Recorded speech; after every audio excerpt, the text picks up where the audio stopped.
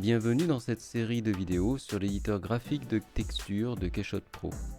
Cette série sera composée en deux parties, une partie présentation et une partie application des principes que nous aurons étudiés au sein du logiciel.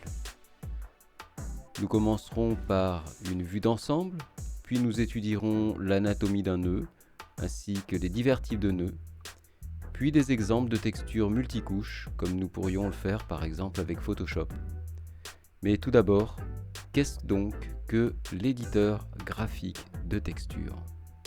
L'éditeur, c'est ça, un espace indépendant dans lequel on agit grâce à des nœuds que l'on relie graphiquement à la souris afin de créer des matières complexes. Tel que nous le verrons, il existe diverses familles de nœuds, chacune ayant une fonction propre.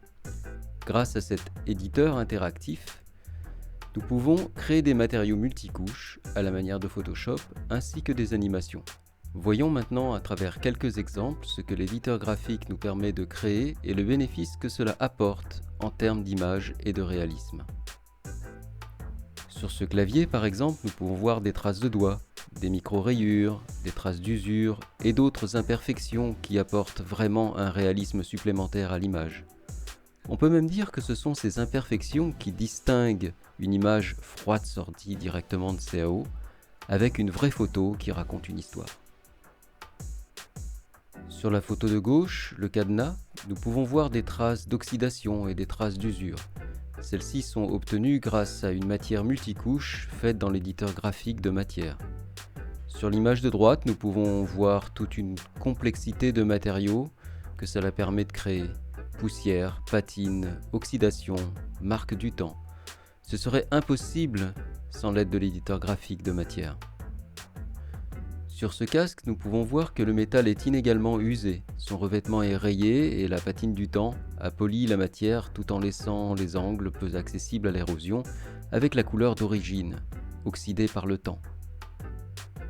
Mais l'éditeur graphique de texture ne fait pas que d'ajouter des défauts ou des traces du temps.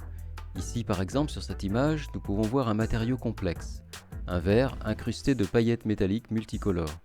Ce serait juste impossible sans l'éditeur graphique de texture. Ici, nous pouvons voir que l'éditeur graphique de texture peut également apporter une quantité impressionnante de détails. En fait, c'est quasiment illimité.